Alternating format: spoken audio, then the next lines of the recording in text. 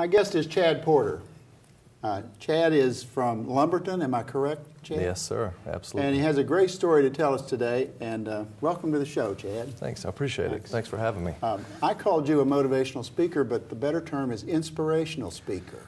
Am I right? Yeah, I find that it's an overused term, the motivational side of things. Right. If you get motivation out of it, then that's wonderful. But I feel like my personal story and what I try to get across to a lot of people tends to be more on the inspirational side. Well, it's a great story, so let's ask you to tell it and begin back in high school days, am I correct? Yeah, I don't mind giving the Cliff Notes version of it. Sure. We don't have enough time today to go through the whole thing, but yeah, basically I was a professional water skier when I was very, very young and traveled around doing ski shows. During one of the ski shows, I was accidentally run over by one of the boats, and the propeller took my left leg off and broke the right one in many, many places. And I tell all about the story of overcoming, those situations and how that panned out over the next month or so, and ended up fighting back and playing basketball for my high school for a couple of years, and really just being able to do anything that I'd ever done before, and actually probably much better, and it's created an amazing experience for me to be able to tell a story. How did you recover so quickly to play high school basketball? Wow, that's youth has a lot of prayers, a lot of amazing doctors, a lot of support. I think in a situation like that, less has to do with the physical side of things as the mental side of things, which for me became very clear what my focus needed to be in the hospital, and that's a lot of what I tell, in the story. And but yeah, it was an amazing journey to be able to fight back, but it's a tough situation, like anybody that goes through something like that. Absolutely, absolutely. You went on to UNCW. I did. I graduated from UNCW in 1998 and got my master's from East Carolina University, and I could not get back to Wilmington fast enough. It's a beautiful place to live, and we've been here ever since. And I want to stay with your personal life, but very quickly let's mention that you also have a business career. I do, Tell us yes. about that very briefly. I appreciate that, yeah. Porter Financial Group is what I do for a living, and it's an amazing group where we help individuals, families, as well as small businesses get their financial affairs in order, and it's a great opportunity for me to help people in our community and create opportunities for business owners to provide Fortune 500 experience for their employees, even at a smaller group. Yeah. So. Well, that's a great story too. Let's take you back to your earlier years.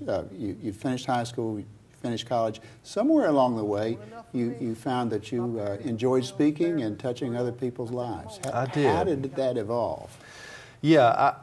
My senior year in high school, I did Youth Sunday, and I told my story for the first time to an audience, and it was just so well received, and it was something that I knew that would be a part of my life for a while. And through college, things slowed down, but over the last 3 or 4 years, I've really started to get back into it, and not only at a local level, at a school level, at a church level, but I've really expanded it to corporations and businesses and nationwide. Right. It's been an amazing opportunity, and it's so well received, and it's just been an amazing last couple of years for me as far as being able to speak and share a very powerful and positive message that resonates with really anyone. Absolutely.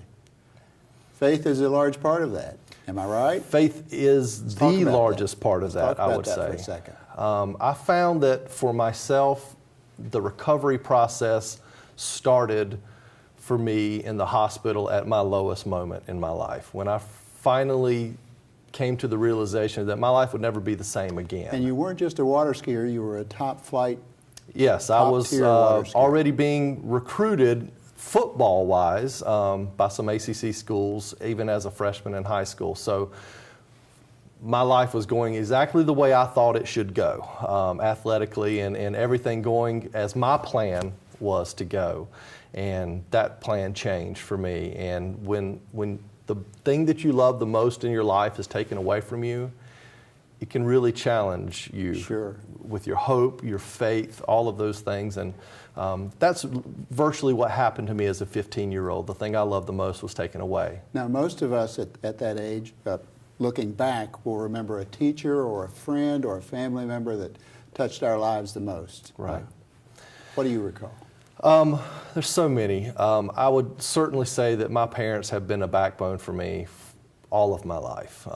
Great examples of amazing people, always raised in the church, and that faith side for me, one night in the hospital, as I asked why over 1,000 times, I did hear, "Don't worry, you'll find out." And for me, that was, as vague as that may seem at the moment, was a turning point for me emotionally and for my attitude going forward, and realizing that I'm not going to let this define who I am. I'm going to fight. I don't know what will come out of this, but I'm hoping that there is a reason that all of this has happened. And the first time I spoke, and it was well received, and it helped and it touched, that was when I knew that was the reason. So we talked off the air about how, and it's true for me also, how some of our most dismal failures or disappointments or injuries in this case actually can be a blessing in disguise. There's no question about it, if you allow it to be. Right. And I think one of the quotes that I've used lately and heard very recently, a faith that cannot be tested is a faith that cannot be trusted. And I think we're constantly challenged every day. I mean, at home, at work, wherever it is, that we go through these moments where they're tough, and whether they're self-inflicted or whether it's imposed from some other force, we have to find a way to fight through it, or it's going to define who you are. And that's your choice. You have a choice to feel what you want to feel every day. You have a choice to be who you want to be every day. You have a choice to be happy. That is completely a choice you make. There's no one that can make you unhappy if you choose not to be. Chad, you've probably answered this in part, but what motivates you? What gets you up every day? Wow, a lot of things. I would say certainly my family is a major, major part. Beautiful wife, 2 amazing young boys at 6 and 8.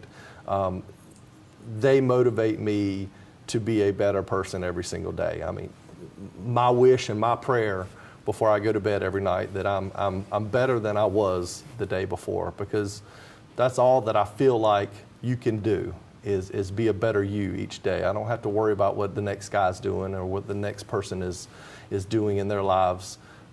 It's irrelevant. It's as long as I'm better than I was the day before. And it's a challenge, and it's a very tough challenge.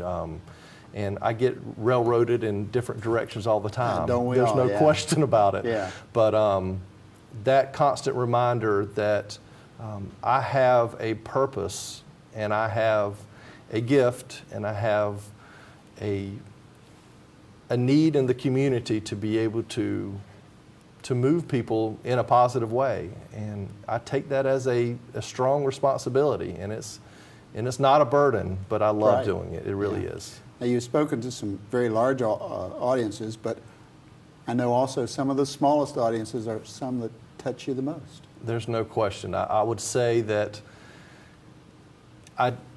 I love going and speaking to a 2,000 person business conference.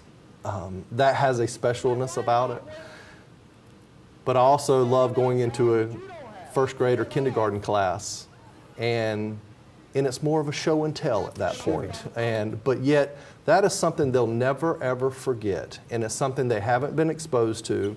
And to be able to see someone who is different and has gone through something, and it allows them to be able to, when they're out in the community, to accept people that are different than we are. And that's hard for an adult, much less hard for a kid who is extremely honest. But to have that ability to have been exposed to someone who is different than we are, it stops the stares. It opens up conversation. It stimulates them going up to someone and saying, "Do you mind me asking what happened?" And 9 times out of 10, somebody is very willing to talk versus being stared at. And so that's It's a huge part just of the relationship. It really is. It's disability awareness. It's Sure. showing. Our viewers may be watching this and asking themselves, how do I change my life?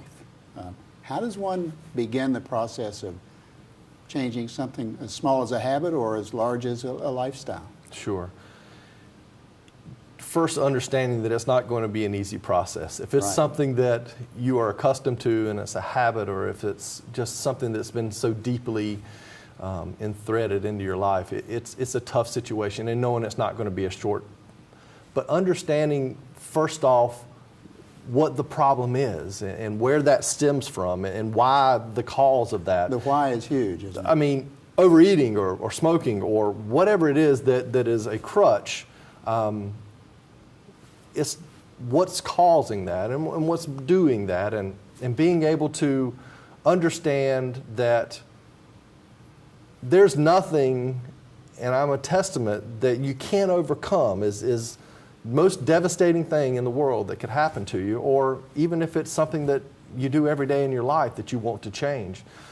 There's no question that if you have faith that it can be changed and you have hope that it can be changed, there's absolutely nothing that you can't move forward with. Yeah, agreed. No question about it.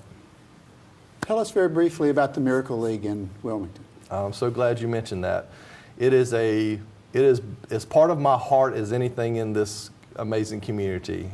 The Miracle League of Wilmington originated and started just a few years ago, and it is the most powerful, community-changing nonprofit that has come to this area in, I can't remember. It is a completely rubberized baseball field to change children and adults who have physical and mental disabilities. They, for the first time, have an ability to come out and to engage in what they never thought was possible. Right.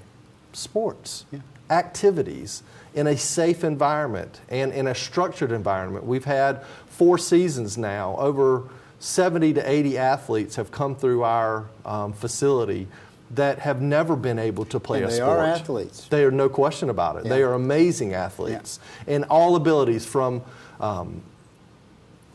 the gentleman in the wheelchair to someone on a walker to someone who lives in a group home that doesn't get the opportunities to really get out and do things. Parents have to sit in the stands and root their kids on. Right. We have buddies that are out there playing with the kids, being able to help them. And for the volunteers and the buddies that come out and are a part of that, you talked about it earlier. You leave with so much more than you ever give to them. Right.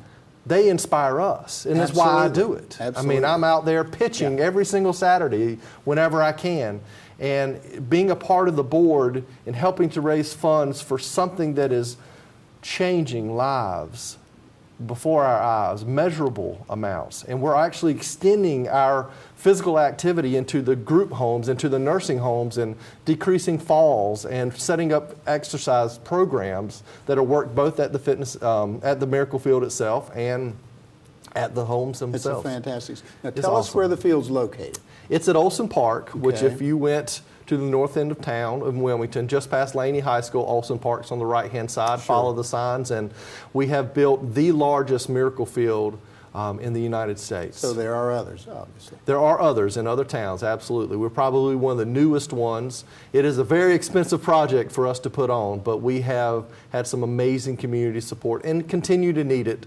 for going forward. We also, in junction to the Miracle Field, built the largest accessible playground on the East Coast. And that is, when I say accessible, if a kid in a wheelchair went to a park in town, what could he do? A lot of nothing in most instances. From the car to the very highest peak on that playground equipment, a wheelchair can get to and use every drop of it. From the swings to every part of the equipment, it's completely accessible. So anybody and everybody, and inclusivity is what we're trying to build. Everyone plays together. Now, is it located at the same location? Right beside each other, You know, absolutely. there are viewers that will appreciate knowing that may not know it at this It's the point. best playground and I see it on Facebook all the time. Friends of mine said, "Oh, you've got to go see this playground." And it's still amazing to me how many people don't know what the Miracle Field is and that these type of things are available to us. Thankfully, more people will know as a result of this show. Thank you so much. Yeah. And they can go to the website and get more directions to the place and find out more about the league itself at miracleleague.wilm.org. Chad, I know you want to talk about a luncheon. Yes, we have a luncheon in November coming up for the Miracle League. It's our first annual fundraiser luncheon. You can find out more information about it on the website, obviously.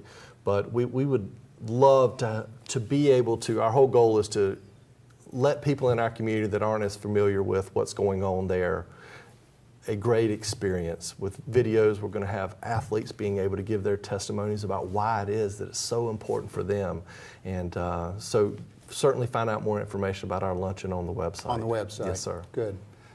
We're nearing the conclusion of our time together, but let's talk to our viewers for a moment. Sure. And tell them and me, how do we use our talents, and how important is it that we serve as much or perhaps more than we receive? Sure.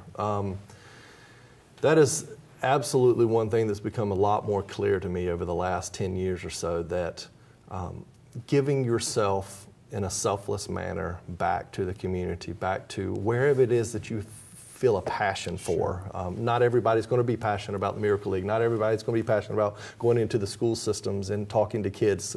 That's devastating to some people. But we all have a talent. We all have a way to serve. We do have a way to serve, and it's not only something we should do, it's something we're supposed to do. And if we're not building a community and spending time making it a better community than how we found it, then I'm not really sure what you're doing in your life to do that. And it doesn't take much. It's a scary thing to think, oh, well, there's just so many things that I can do. I'll just give, maybe it's a monetary situation, but your time and your volunteering and your passion to help someone, whether it doesn't mean that you have to have it all figured out yourself. Right. You can be a disaster and still really mean a lot to someone. Just taking action, no question about it. Is the beginning of it all. Sharing your experiences and what you've learned. Sure. It's invaluable. Yeah. It's invaluable. Chad, you're touching a lot of people. We really appreciate your being here today. It's so much fun. I appreciate you having me. Absolutely. Thank you, Chad. Thank you.